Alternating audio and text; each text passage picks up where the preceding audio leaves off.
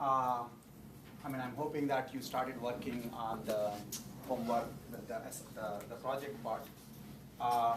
The homework one is due next class. Okay. I hope you started working on that. I had a couple of people ask me questions, but not too many. So I'm assuming it's just because everything is so clear. And then, as I said, next week I won't be here. And so I'm going to try and make up for one of the classes I'm missing this week, and then one much later, one some other time later. Okay. The one that I'm trying to make up this week, I have a choice. I have actually rooms available, either this room on Thursday right after the class. Okay, so one more class back to back. Okay, and so it will start around 6 o'clock and end at 7:15. And again, as I said, it is optional, and if you don't show up, then basically you make up by looking at the video. Okay, so I'm just trying to get a feel for which time is most convenient for people. So one option is a Thursday after class in the same room. So we'll have a break of 15 minutes and then we'll continue again. Okay, it's like the way the recitation thing happened. The other option is on Friday morning at 10 o'clock, like we did last time, except it won't be this room because there is something else going on in this room. It'll be in 210, which is upstairs. Okay, I'll give you the details. It's not that hard to get in. I'm fine with either of them. Okay, but I just want to see those of you. I just want like a show of hands as to how many people think they would be able to, stay for the class if it is actually on Thursday, right after this class. Okay, 1, 2, 3, 4, 5, 6, 7, 8, 9, 10, 11, 12, 13, 14, about 14 people. Okay, how many people think that they would be able to come on Friday at 10 a.m.? 1, 2, 3, 4, 5, 6, 7, 8, 9, 10, 11, 12, 13, 14.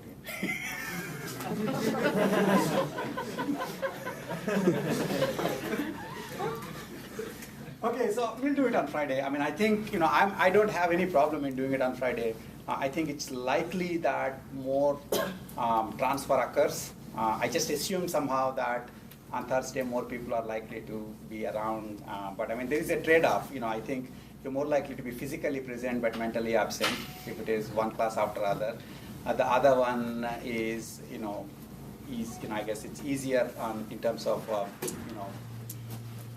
catching it. So I will do it. I think most likely, unless I tell you otherwise, we'll do it on Friday because it's both equal. And so I'm just, since the Friday one worked last time, I'm doing it. Okay. Then so it's going to be a test on next Thursday, and I first want you to remember that it's supposed to be a feature, not a bug. It's a boon, not a bane.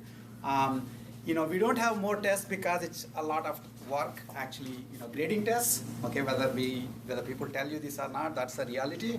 My kid goes to high school. The guy has like a test every day in every subject, and in some sense, you get to catch up more easily, I guess, on that. And obviously, we don't really have that much support to grade lots and lots of tests. And secondly, I am quite jealous of losing class time. If you're doing test in class, then I'm not teaching stuff. So those two reasons why we normally have a midterm and then a final. But since anyway you will all be here, okay, I thought it would be a good idea to have a test on all that has been that would have been done by Thursday. So the regular classes, okay. So the makeup class won't be included, okay. And then basically once you do that, so you have Tuesday class. You can come to the class, and that will be sort of also work as an extra office hour, so the TA will show up, and if you have any questions, they'll answer, okay. And then Thursday, but you don't have to if you don't want to. Thursday for sure you have to show up. It's not optional. Once there's a test, there's a test, okay. So that's my thing. So speak up now if you have major issues with this. nobody spoke up. I sent this mail to, I guess you all like tests, so I'm assuming it'll be fine, right? Okay. So I think then once we do this test on these topics, then the next one is likely to be probably after the spring break. I don't know for sure, but this time everything is crazy. We started so early in the semester that after spring break we only have 1 month left. I don't know whether you guys figured this out or not, but March 19th is the week of spring break, and then after that, in April 24th, the classes get over. So either right before midterm or right before or right after spring break, we'll have the midterm. The second midterm. So that's the idea. Okay.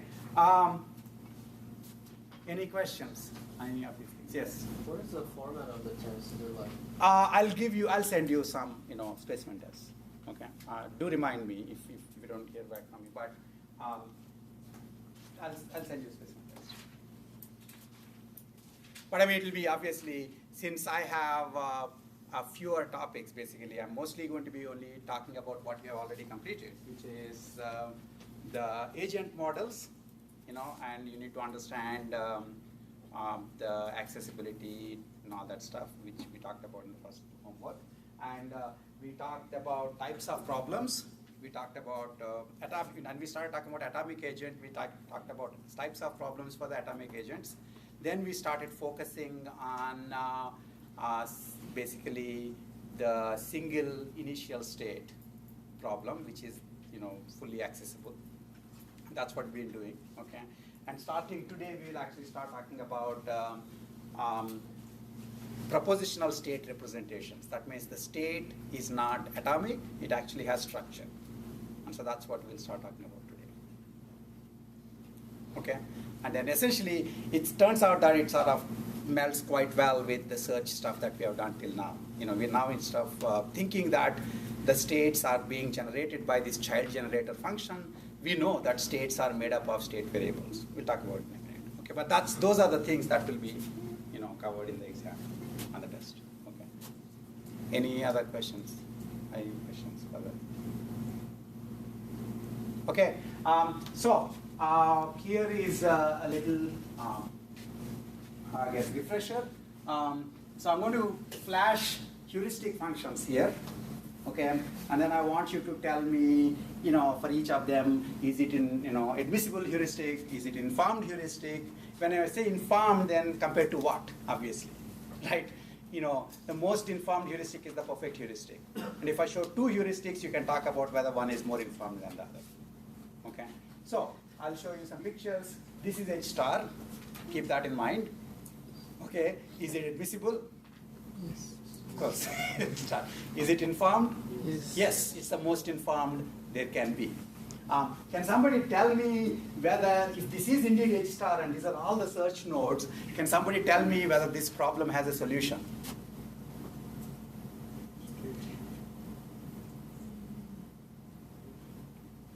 See, you don't know what problem I'm talking about, right? These are search nodes, this is heuristic value, and this is H star.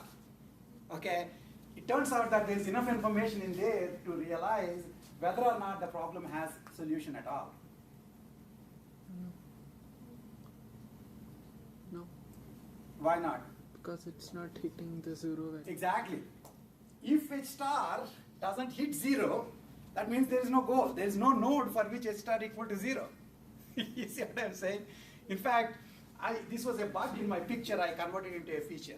Okay, so I drew H star this way, and somebody once pointed out to me that, but where is your goal?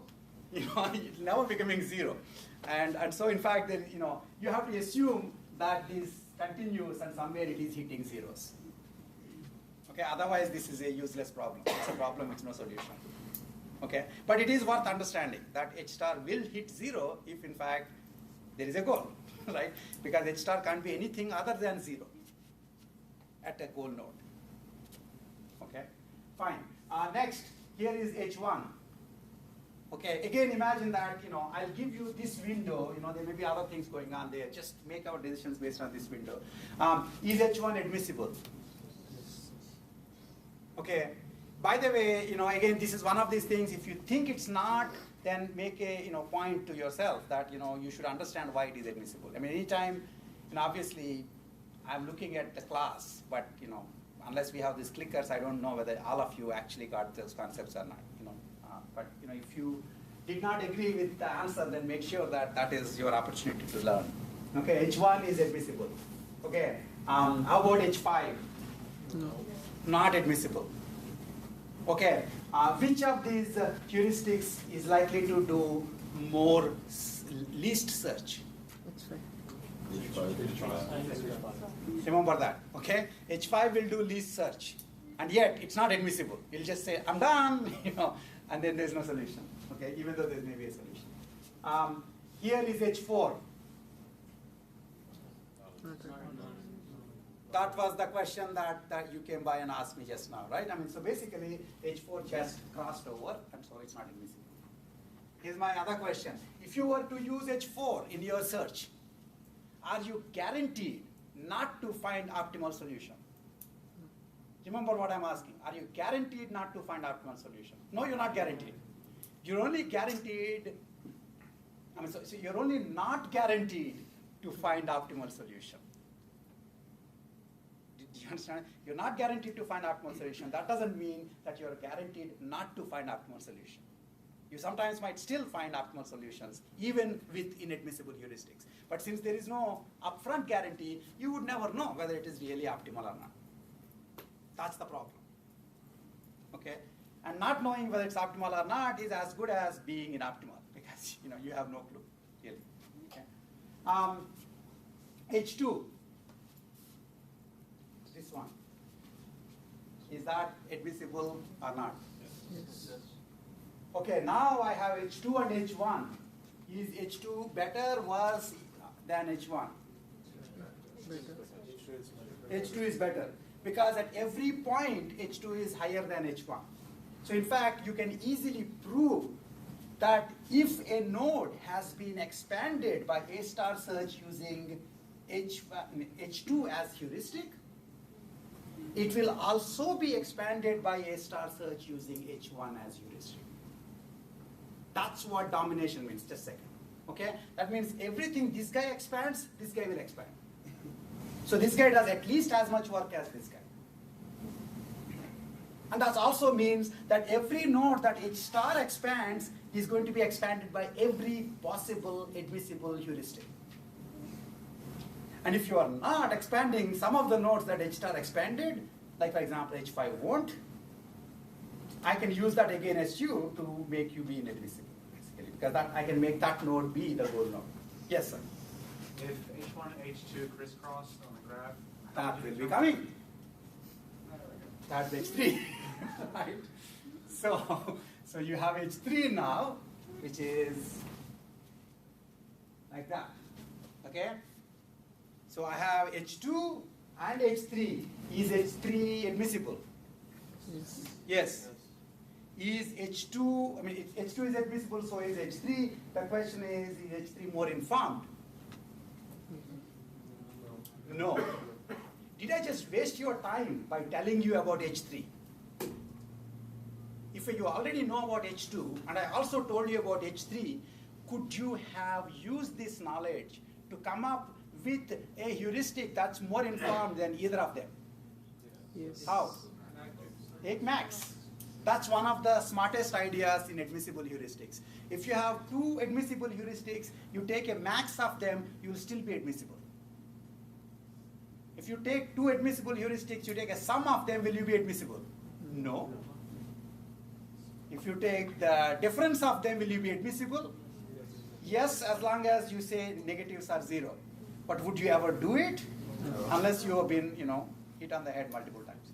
Right? Because why would you want to reduce the heuristic value? You will increase the search that way. Adding makes sense, but unfortunately that's not admissible. Max, on the other hand, is admissible. So for example, if I were to max it, then what is happening, do you think? So essentially, I will take the envelope heuristic. At every point, I'm taking the max of both the values. Okay? So it would look like that approximately. That's the max heuristic, max of those two heuristics. And max H2, H3 is guaranteed to be admissible, and it's also going to be more informed than either one of them, at least as informed as either one of them. It's a very nice idea. So if you ever get two heuristics and you prove both of them to be admissible, then you take max. And you know where this will be useful? Remember the pattern database heuristics we talked about? So in 8-puzzle problem, for example, you know final configuration. To get the final configuration, for example, you need to get, so if I have the final configuration, let's say here is the 8-puzzle problem, right? Okay, so suppose I have one pattern which is this. That means for every configuration, I'll tell you what is the number of moves you need to do to get this part correct. Okay? And then I have another pattern which, so that's one pattern database. And remember, I already told you that a pattern database for this, for a 15 puzzle, might be about a billion sized table. Billion configurations in each of them, what is the cost? Okay. Suppose you not, as if you are not, you are not done with it. You want to, you have even more time to compute one more heuristic. Suppose you computed this heuristic, which is a different pattern.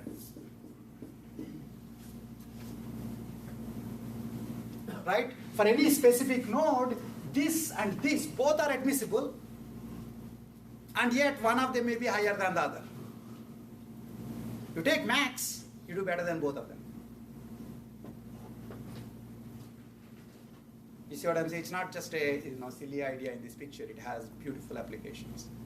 If you have whenever you have two admissible heuristics in this case, so the question is, if I need to get the entire configuration correct, I know that I must get this part correct. I also know that I must get this part correct. In fact, I also need to get the rest of it correct. Okay, so I'm just focusing on a smaller problem, which is suppose I only care about getting this pattern correct, and I couldn't care less about what happens to the rest of it. That's an easier problem, and you computed the cost there. Okay, and you remembered that, and for the same configuration, you also computed this cost. Now, if one of them is bigger, take the max, and that would be the best heuristic if you anyway computed both. Okay? Fine. Then the other question, do I have any more questions? Okay, that's max H2, H3. That's up, basically. Are there any other questions on the heuristics? Okay? One other thing, since we just talked about pattern database heuristics, I don't know whether I went into enough detail. Pattern databases is sort of an advanced concept. Okay, I want you to understand them in as much as there is more to life than just counting misplaced style heuristics. Misplaced styles are the Manhattan distance. And remember, I used that to make the point that a heuristic which takes a lot of time to compute might still be the winning idea. Because what you're trying to optimize is not computation of heuristic, but the total search cost. Remember I said, if you spend only 3 minutes doing the heuristic computation and 30 days doing search, versus you spend 15 days doing heuristic computation and an extra day doing search, you still win with the 15 plus 1 compared to 30 plus 3 minutes, 30 days plus 3 minutes. Right? And so pattern database heuristics are actually, the heuristic computation itself is interesting there, actually. Okay. One question is, how do you actually compute the pattern database heuristics efficiently? Okay, so suppose I am just computing the pattern database heuristic for the red one. Okay, so presumably, normally we assume that, let's say we have 1, 2, 3, 4, 5, 6, 7, 8 blank. Let's say that's my final configuration. Okay, so what I'm trying to figure out is, irrespective of what my current configuration is, how do I, suppose this one is correct configuration is 1, 2, 4, I'm hoping this is fine, 1, 2, 4, 5, 6, 7, 9, no, 8, 9, 6, 7, 8,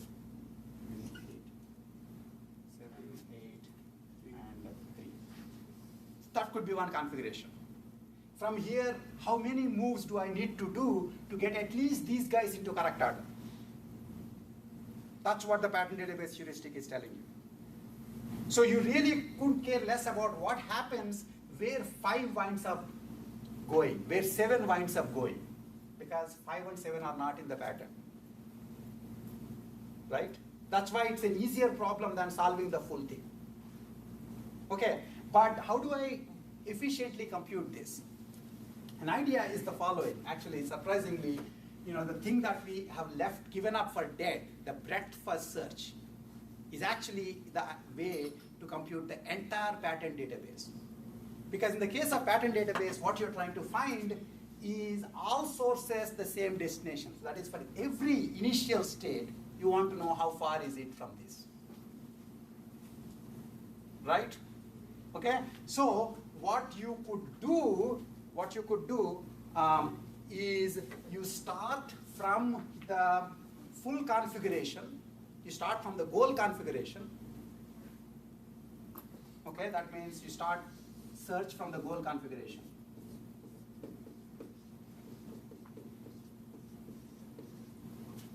Okay, start from there and do breadth first search. Remember, the blank can move left, right, or up or down. So you generate the states that occur in each of them. Every time you see a state first time, that must be the cheapest way to go from that state back here, because you're doing breadth first search. So you remember that state and the number of moves you made to get there. That's it. Do you see what I'm saying? Okay, here essentially everything you see, so you start from here, and then suppose I moved blank up here. I'm sorry, let's say I moved blank up here. Then I would get 1, 2, 3, 4, 5 blank, 7, 8, 6. That's a configuration. I need a value for it. Now I know the value for it is 1.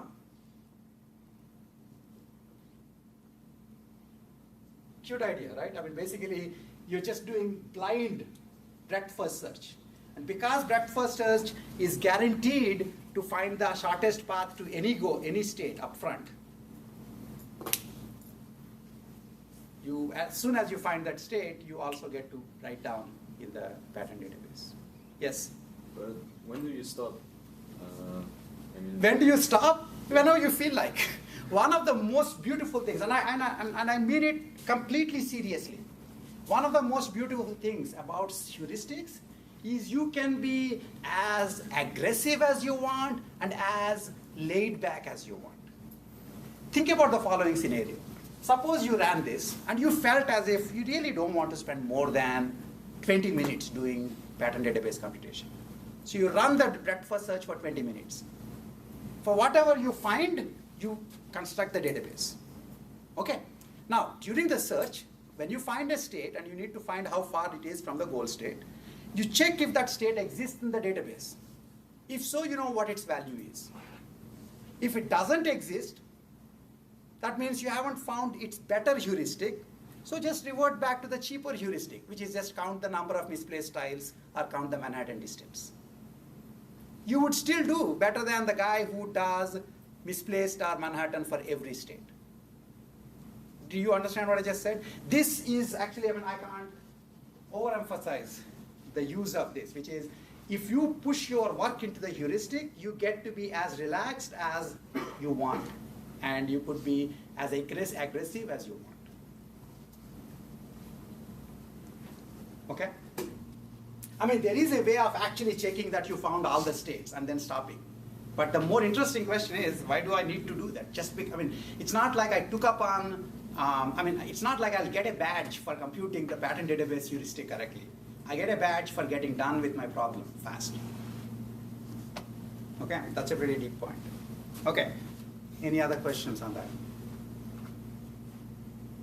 Okay, so what we're going to do next is going to talk about, until now, in essence, we looked at search where the search algorithm itself really has no understanding of what's in the state. It was outsourcing everything to somebody else, right? So it doesn't know whether or not it's a goal state. It'll call the goal test function, which will look into the node, pick the state out, and say yes or no. It doesn't know what its children are. It calls the child generator function, which will then generate the children, wrap them into nodes, and give it to you. That's what you're writing as the code for the A-star search for the first project.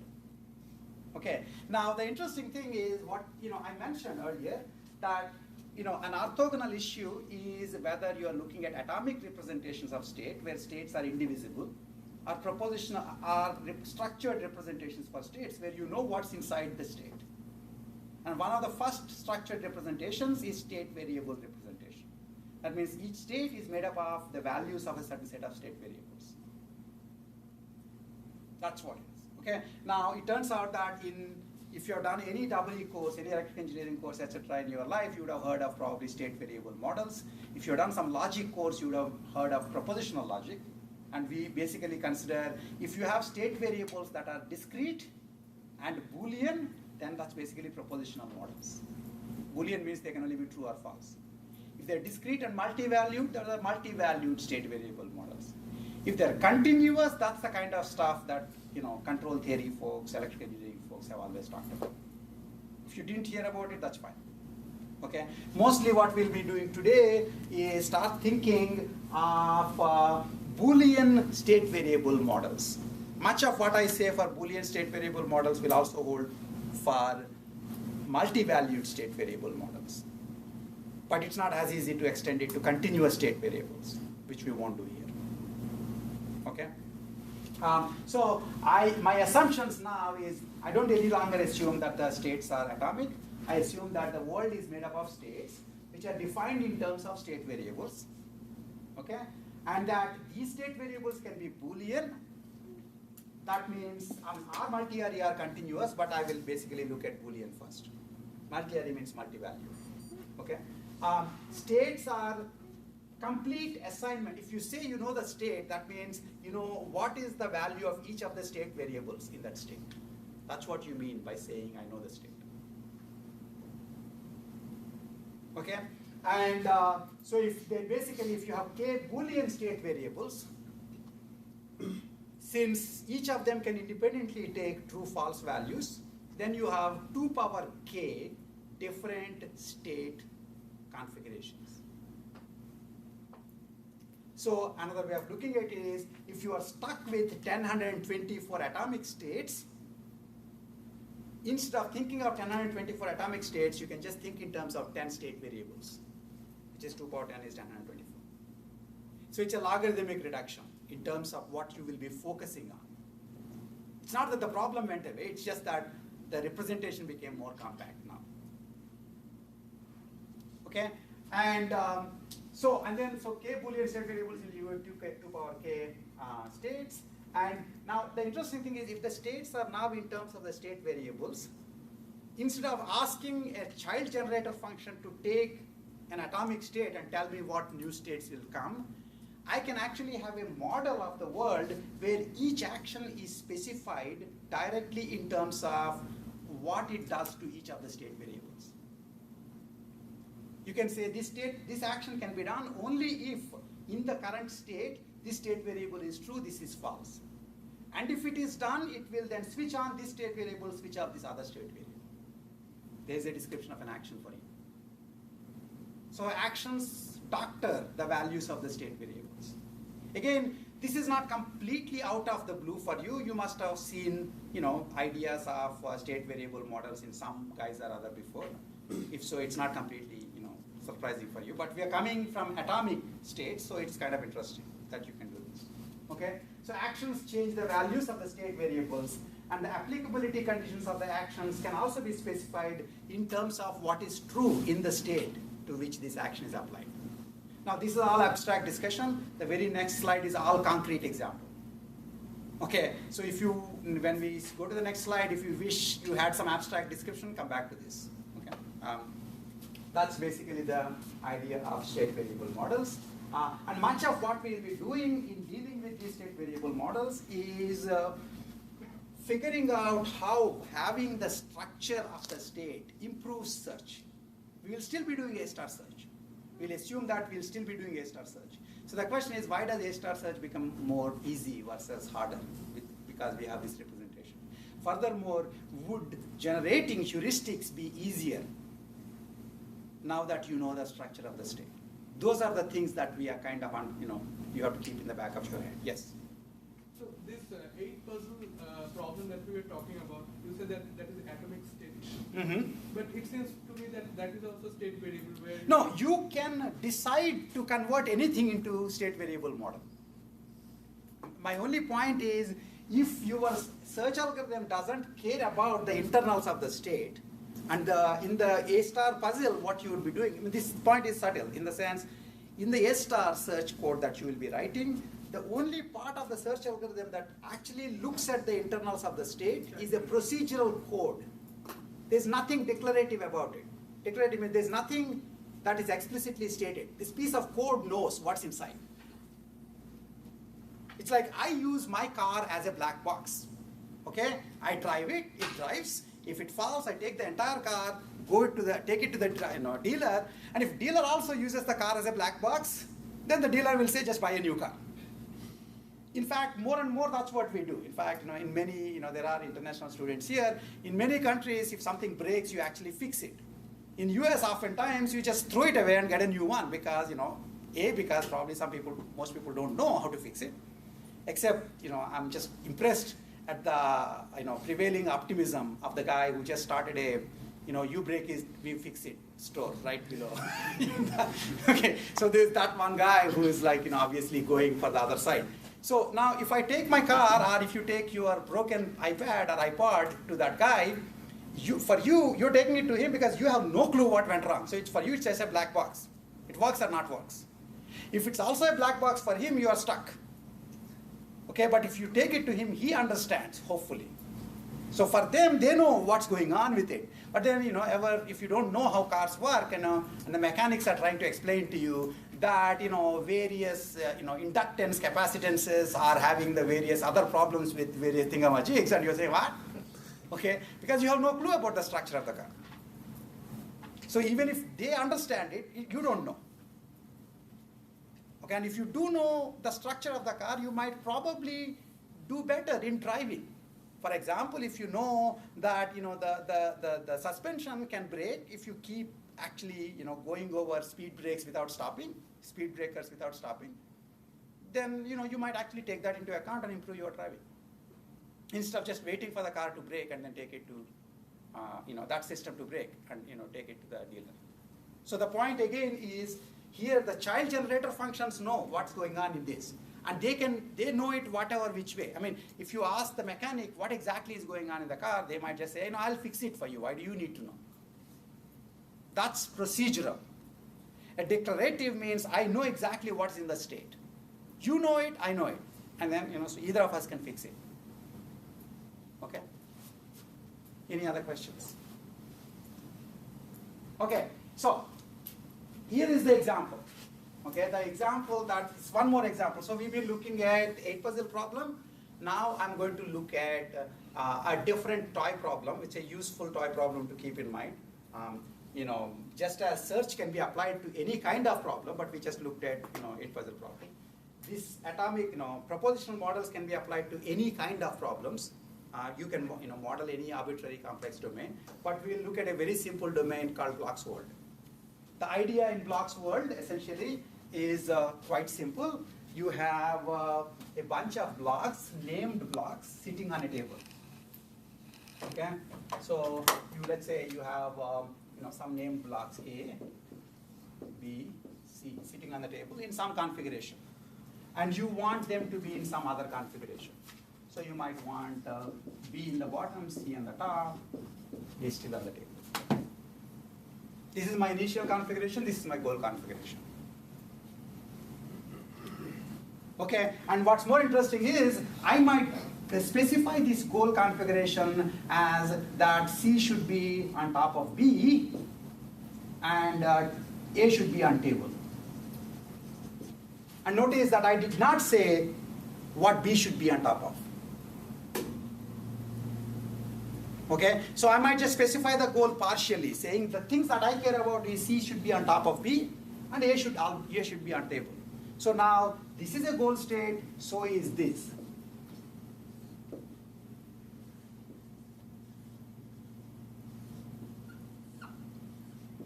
That's also a goal state, according to these goals, right? Because C is still on top of B and A is still on table.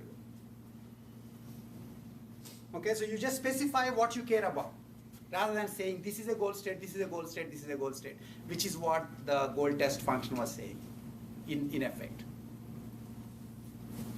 Okay, so and then we will assume that, intuitively, just in English, first understand that we'll assume that there is like a robot hand. It can pick one block at a time, okay?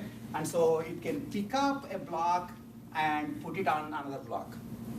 And since, if a block is on the table, it can pick it up any which way.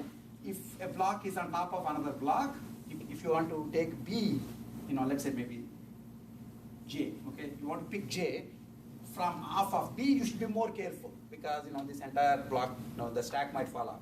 So we differentiate it into two different actions. One is pickup, which assumes that the block is on the table. Another is unstack, which assumes that the block you are picking is on top of some other block. Okay? And similarly, if you're putting it on the table, we'll assume you're just putting down. And if you're stacking it onto some other block, you'll say stack.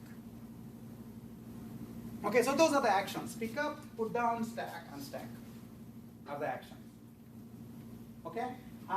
So, by state variables, if I just have, if I have like X, Y, Z are the blocks, my state variables are on table X can be true or false, on table, on X, Y can be true or false, clear X can be true or false, hand empty can be true or false, holding X can be true or false. That's it. These are the only state variables. If I only have two blocks in the domain, then I need two variables here, plus I need two variables here too, because on AB, on BA. Actually, four variables, on BA, on AB, on AA, on BB. I never told you that X and Y can't be the same. Okay, so in the worst case, you'll have two variables here, four variables here, two variables, clear A and clear B, one variable, hand empty, and two variables, A and B. Okay, so that means 2 plus 4, 6, plus 2, 8, plus 1, 9, plus 2, 10. 10 Boolean variables if you have two blocks. They will in effect, be able to write for you, 10, 24 states. Some of these states may not even be possible, obviously. Because one state would be on AB is true, so is on BA. What does it mean to say a state is not possible? It means you can't start from any reasonable state and get there. So when you say a state is not possible, that means it's not physically reachable from any reasonable initial state. That's what we mean. Okay? But, essentially you are acting as if each state variable can independently take its values, and so it will make up illegal states too. But you are hoping that during the search, these illegal states, if they get generated, they will get proved. Because it will be, otherwise you won't be having a, sound, search algorithm, an algorithm which gives correct solutions. And that will happen. Okay? So I have state variables here. Initial state, because we are looking at simple problems where the initial state is completely specified, right? That means it's a single state problem. Remember, we are talking about single state problem. If it is single state, that means you must give every one of these state variables a true or false value. If I, for example, decide not to tell you for one of these state variables what its value is, then all of a sudden I have two possible states I could be in. So it's no longer a single state problem, it's a multi-state problem. Okay? So what it means to do single state search is essentially that every one of these variables have values known to you in the initial state. That's been given as part of the specification. Okay? And for goals, you just talk about what do you care about goals here? Because it's all about state variables. You like a state because it has certain state variables having certain valuations. So you just tell me what you want. You know, I want on AB to be true. I want I want hand empty to be true. That could be just my goals. Only those two things. Okay? That means any state where those two variables have those values is a goal state. You see what I'm saying? Okay? So here is my little problem. My problem here is on table A, on table B, clear A, clear B, hand empty. By the way, one other thing is that since I'm going to be, from now on until I tell you otherwise, I'm assuming that I'm looking at complete initial state. If it's complete initial state, that means I'm giving values to every one of the state variables. So, given that, I can just tell you which ones are, let's say, true, and then assume that the rest are all false. Do you understand what I'm saying? Suppose I were to say that I'll give you complete knowledge about who will pass this class. And I just randomly pick 5 people and say, you pass the class. Then the rest of you basically know what your fates are. You see what I'm saying? Whereas if on the other hand, I say, I'll tell you partial knowledge about who will pass the class. And I'll show you the same 5 people. The rest of you can still have hopes and dreams that you might still be able to pass the class. Right? Because I said earlier complete knowledge, the moment I said only 5 people, I said no more left. That means I'm out. Okay? The same thing, so the idea here then is, I only, just by convention, will only talk about variables whose values are true. And by convention, then every other variable is supposed to be false in the initial state. This is only true for the initial state. For the goal state, if you don't give a variable, that means you don't care about its value. Do you see what I'm saying? And remember, we talked earlier about having multiple initial states is a bug because that makes search harder. Having multiple goal states is a feature because it will make your life easier.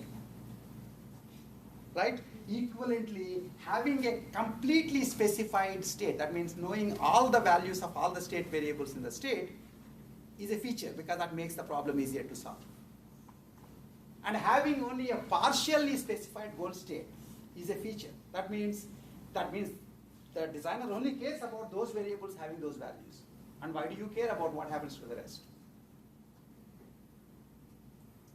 Okay?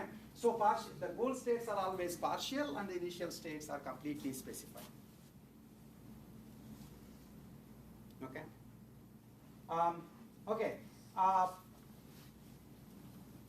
So in this case, actually, I have on A, on table B, on table A, on table B, clear A, clear B, and empty. Do you picture it in your head? Right? So A is on table, B is on table, A is clear, B is clear, hand is empty. So if you were to picture it in your head, since I'm giving you complete state, you can completely picture it in your head. Okay? And so here is A, B, hand. Okay? Now what happens on AB? On AB is false. On AB is false. On BA is false. On BA is false. On AA is false. On BB is false. All those are false. Because if I didn't tell you they're true, they're false. Okay? For the goal, all I care about is I want to get to a place where B is not clear and hand is empty.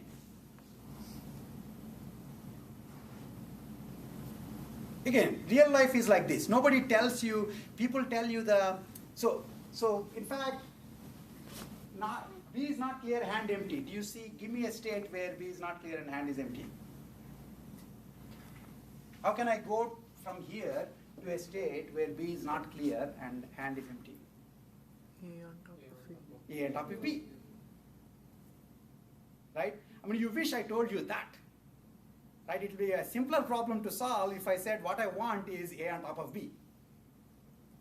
But instead I said, well, all I care is B should be not clear. B should not be clear. And so that means the only way of keeping B not clear in this problem, while having the hand empty, is to pick A and put it on B. Okay, so here is a situation where actually partial specification makes the search harder in some sense. Because at least you cognitively, you couldn't quite see what state are you supposed to be looking for. Okay, but anyway, so basically in fact, actually it turns out that the only state that would work is this, right? There is no other state because there are no more blocks. Had it been the case that there were like a C and a D also, then pretty much any of them can have been on top of D, and that would have been fine. That would have just increased the number of goal states.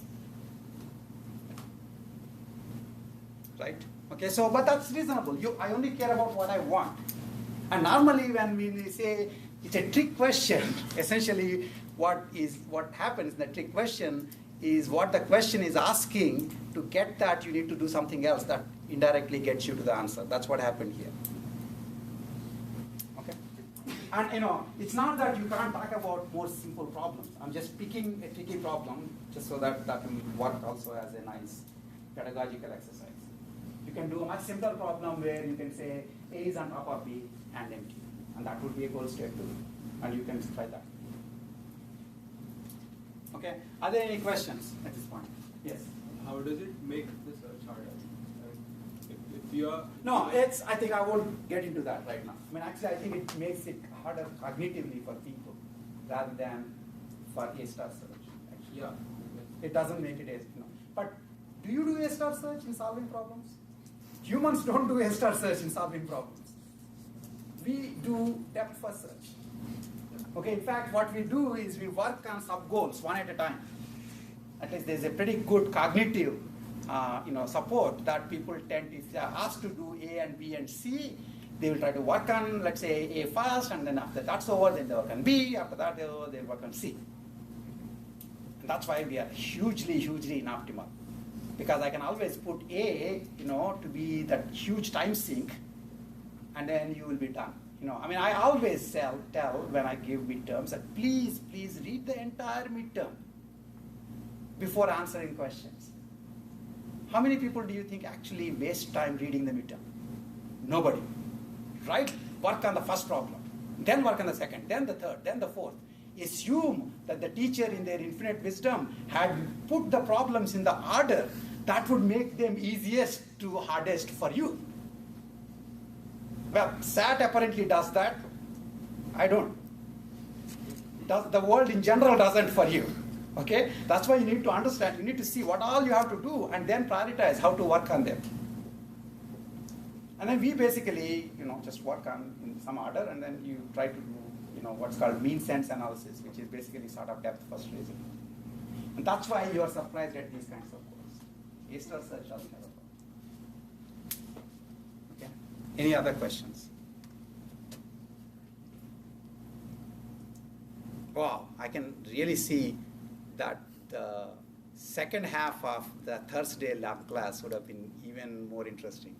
Given the pin drop silence I see right now, 2 more classes, one after another, would have been really good. Okay, I mean, again, I did tell you that we'll get into this topic, and then I sent you the reading. I'm hoping that some of you are actually looking at it. As much as I can make you understand everything when you just walk into the class, it will help if you actually try to read a little before. Okay. Okay, then the other thing is the actions in this picture. The actions are in terms of preconditions and effects. And this one is saying you get to do put down only in states where holding X is already true. So you can do put down A if holding A is true currently.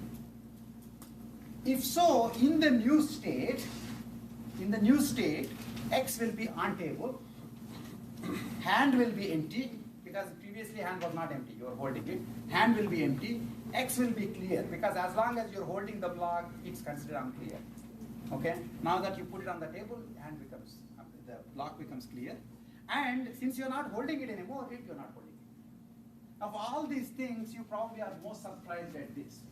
If you're still awake, you should be more surprised at this, that you're almost going spoon feeding in terms of the action specification. You're holding and you're not holding. You have to write everything that changes, but that's a requirement. In fact, in these representations are more compact than child generator functions. But these expect you to say every state variable that changes, you must mention it in the effects. That's what's called the strips assumption.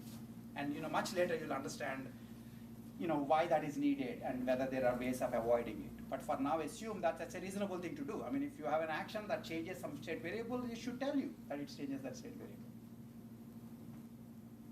Okay?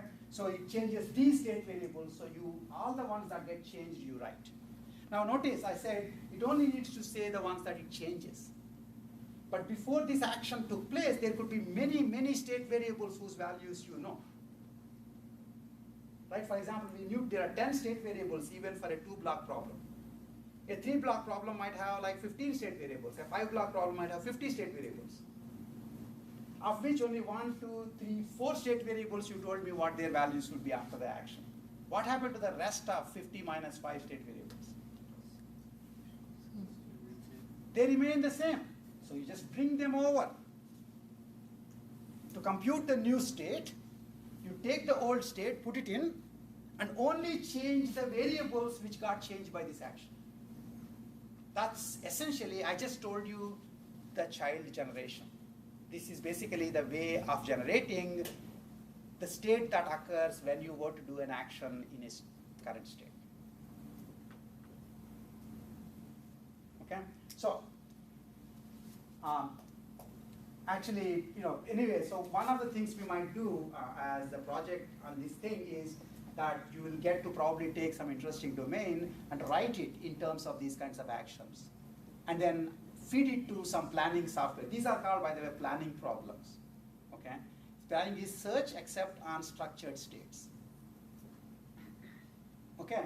And there are languages in which you can write this. So for example, here, the action pickup, which I wrote like this in this picture, could be written in this language, saying action pickup, parameter has object 1, preconditions are these, effects are these. It's some syntax, just like Python has syntax, C has syntax. This particular language is called PDDL, Planning Domain Description Language.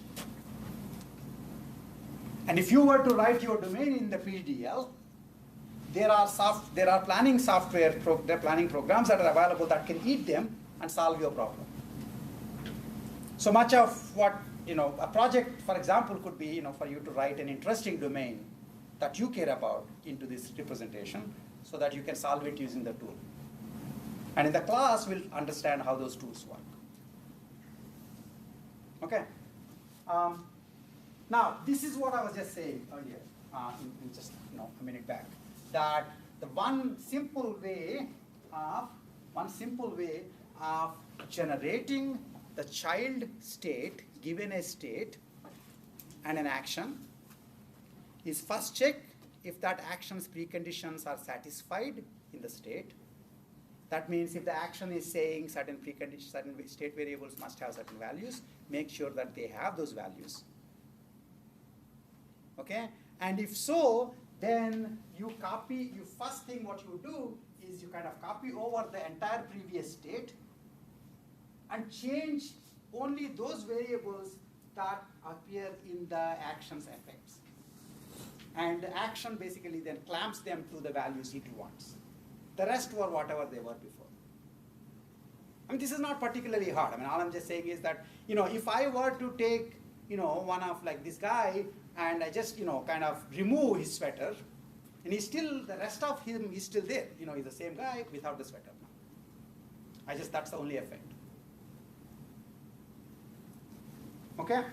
So that's basically called progression. Okay, this is a nice name for it. So what you're doing is you're progressing this state over this action. Okay, and you happen to know from previously that pickup A has preconditions hand empty,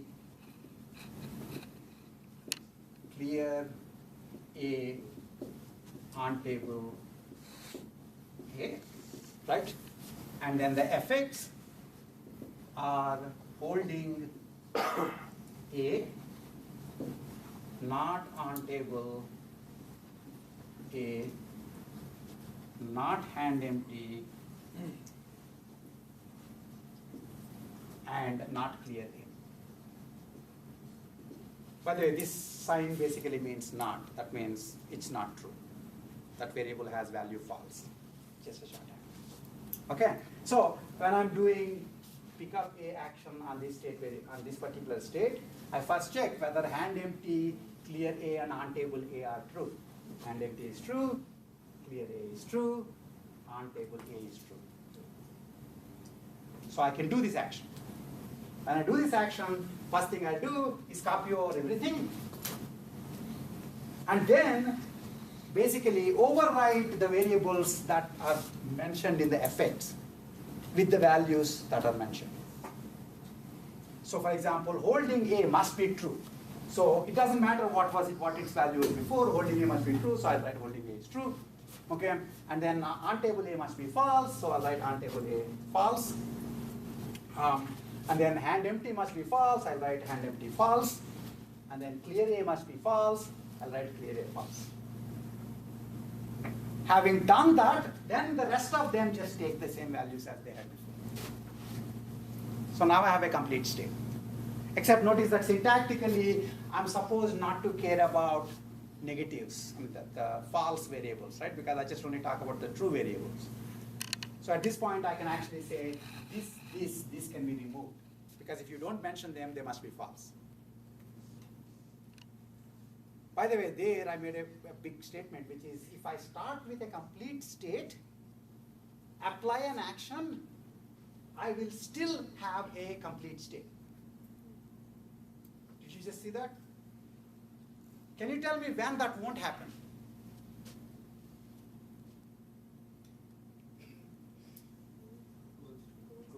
No. I mean, this is about actions, right? So if I were to start with a complete state and do an action, I will still get a complete state. That was true here. Can I have different kinds of actions such that even though I started with a complete state, I no longer get a complete state after the action?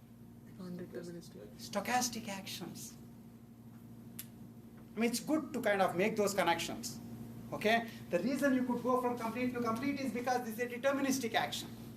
I understand, we agreed that we're only going to be looking at deterministic actions.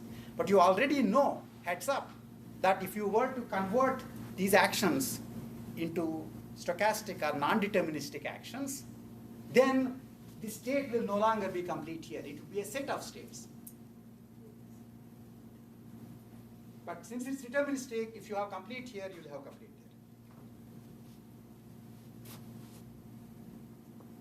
there. Okay? Fine. So pick up A, I'll get this. If I do pick up B, I'll get this. So in fact, whatever I just said here, you can write it as a little program, right?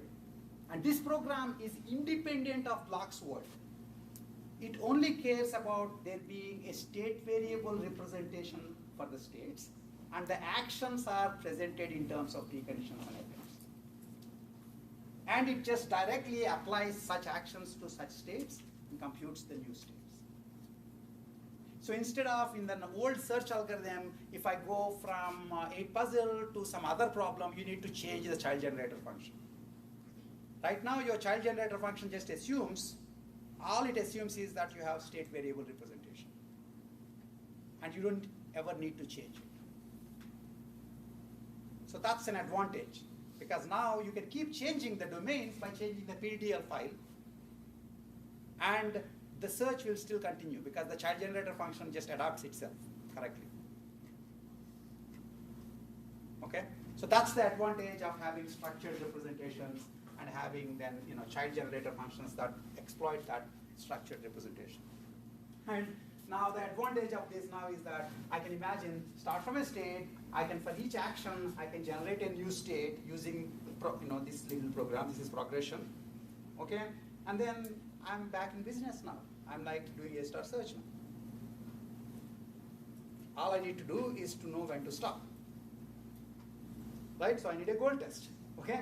Goal test is not hard either, because all I need is, I know the goal test is this, that the goal, any state where clear B is false and hand empty is true is a goal state. Right?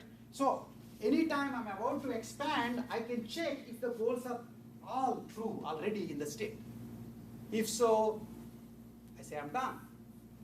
And I just go back on the path, reverse that, that would be the plan. That would be the sequence of actions I need to do to go from the initial state to that. Any questions on this? So I'm just basically checking whether the goals I want are actually present in the state. Instead of asking somebody, can you please tell me whether I'm done or not? Because I told you what goal test is. You must have the following properties. By the way, one thing I forgot to mention is when you have, in these kind of scenarios, goals are basically represented in terms of the state variables and the values you want. You can think of these as sub-goals. This is one sub-goal, this is another sub-goal. You must satisfy all of them. So a state is considered a goal state if it contains all the sub-goals. Okay? Right? So that's your A-star search. So you can basically do A-star search with it. So goal test, check if every state variable in S that is mentioned in G has the value that G gives it. Or the opposite way, every goal, if the goal state basically says this variable must have this value, this variable must have this value, you make sure that all those constraints are satisfied in the current state. If so, it's a goal state. Okay? And the child generator, I told you, basically pick each action, check that the precondition is sort of a partial assignment that must be true in the state. If these variables have these values, then you can do this action. If so, then it will change these variables. The rest it will remain untouched. It will leave untouched. And so they'll just continue to have the values they had before the action was applied. Okay? Fine. And then search starts from the initial state, and you have a child generator function, you have a goal test function. You're done. You are basically doing search with respect to this representation. It's, to the extent it's different from normal A-star search, those are the differences that you are getting because of the state structure. You have access to state structure. Okay? I won't yet talk about heuristics today. I will do it next class. But you can already see at least one reasonable idea for heuristic. It's not necessarily the best idea, but it's a reasonable idea. Okay? Suppose my goal state has 15 sub-goals. I have, in the search fringe, I have two states. One state has 14 of the sub-goals already true, just one missing. The other has one of the sub-goals true, everything else is missing. Which one do you think is better? It's reasonable to assume that the one which has 14 sub-goals done is only one sub-goal away. So somehow its heuristic cost is 1. Whereas the other guy which has 14 sub-goals missing, 13 sub-goals missing is 13 sub-goals away. So making the assumption that each sub-goal just requires one action, you still are 13 cost away. That's the heuristic. So just like misplaced tiles, this is the missing goals heuristic. Just as misplaced tiles, we presented it and we said it's a useless heuristic. Next class I'll point out that it's better than nothing, but it's not a great heuristic. And you can understand why, right? So for example, if you have two goals, let's say, have fun and complete the homework by Thursday.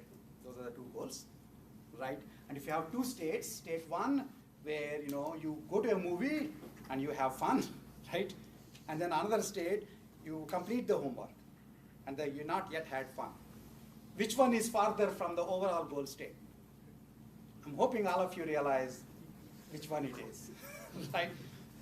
Okay? it's not, both of them only are missing one sub-goal, but the one that's missing, homework one, is obviously much farther away, at least I think. And I hope you realize, okay? And what's more interesting is, suppose you decided to have fun by going off to Bahamas. That's a reasonable way of having fun, right? And then when you are in Bahamas, the flight takes 3 days to reach Bahamas, I guess. I don't know how many days. What happened to your homework? In the flight, in the plan where you decided to have fun by going to Bahamas, and you decided to have fun first, because that's apparently the new generation's way of looking at life. First fun and then other stuff. Right now, your fun sub-goal is done, but then that plan cannot be extended to also complete the homework by Thursday. So it turns out that sub-goals will have interactions sometimes. We'll talk about this later. But if you just count the number of sub-goals, it's a reasonable heuristic, not a particularly smart heuristic. Okay? And so we'll talk about better ways of doing heuristics next class. But before we leave today, I want to start talking about a really, it's a kind of a visceral advantage you have, because you have actions represented in terms of preconditions and effects, and states represented in terms of state variable values. Because progression almost looks like pretty much you're doing what you were doing in the atomic states, except under its slightly different guise. Okay, but there is this idea called regression, which essentially says start from what you want and get back to where you are. Remember, this is search, this is thinking, this is planning. Okay, you may think backwards, but you still have to live forwards. In fact, there's a beautiful statement by, I think, Spinoza, one of these great philosophers, that life can only be lived forwards, unfortunately, but it only makes sense backwards. Its obituaries are written after you are dead, and we will make a story about your life. Okay, but you may have goals, and you want to be remembered, etc., but you can't live life backwards. You still have to live it forwards. But you might make a plan for living life forwards in the backward fashion. Construct the plan backwards and then execute it forwards. That's what we do, right? I mean, for example, right after this class, I want to go home. Okay, I might decide what do I need to do. If I wanted to be at home, what must I do? If I wanted to be at home, the last thing I should be doing is getting out of my car in my garage. Okay? If I must be getting out of my car, I must be inside the car. And if my car is in the garage, it must have basically shifted somehow from this garage to that garage. So those are new sub-goals. I go backwards reasoning, and then I'll essentially construct the plan in the backward direction.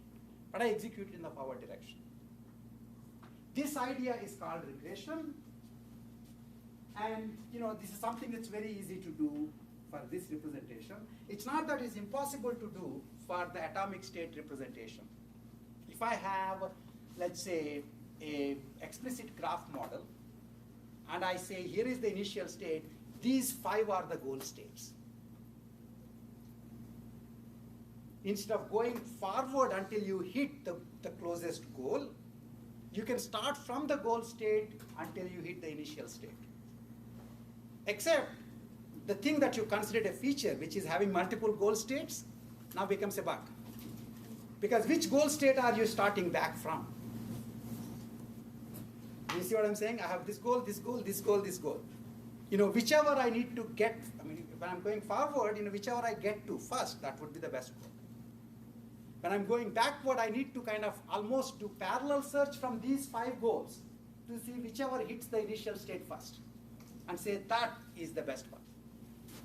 All of a sudden, that looks like a bug rather than a feature. And you might say, just tell me exactly what you want so that I only have one goal state.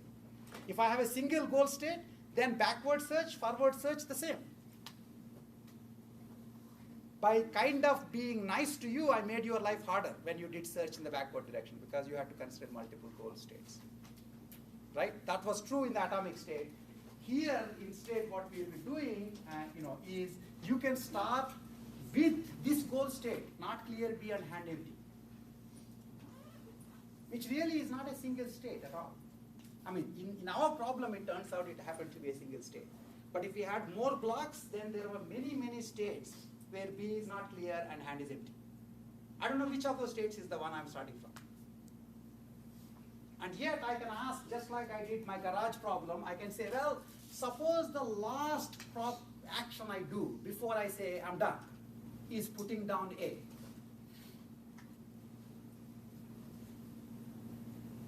Okay? Is putting down A. Then what must be, first of all, can I do that?